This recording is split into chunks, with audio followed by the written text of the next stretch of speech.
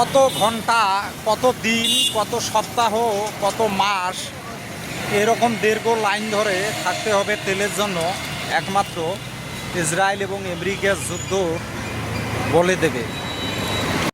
এভাবেই দীর্ঘ সময় ধরে প্রাইভেট কার, মোটরসাইকেল এবং বাস এগুলো কিন্তু দীর্ঘ লং টাইম ধরে অপেক্ষা করছে শুধু তেলের জন্য। সকাল 7টা থেকে শুরু করে রাত 12টা পর্যন্ত এরকম দীর্ঘ লাইন থাকে। আর এর ভিতরেই অনেক সময় লক্ষ্য করা যায় সারাদিন থাকার পরও কিন্তু কখনো কখনো তেল ছাড়া তাদেরকে বাড়ি ফিরতে হয়।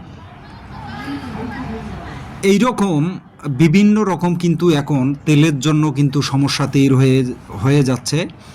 তো এরকম কিন্তু অনেক সময় যারা দীর্ঘ লাইন গরম থাকার পরও যখন ক্লান্ত লাগে আশেপাশে খাবারের খোঁজে তারা অনেক সময় গ্যান্ডারির রস বা আরও অন্য অন্য খাবার যে আছে তারা খোঁজে থাকে।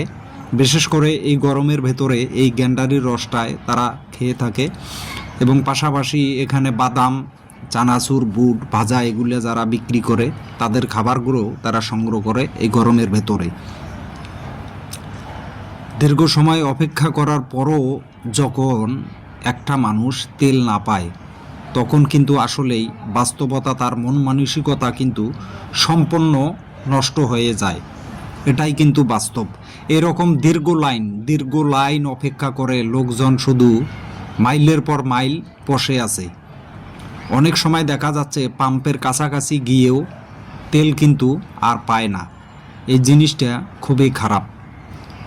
ভিডিওটা সবাই শেয়ার করবেন, সাবস্ক্রাইব করবেন।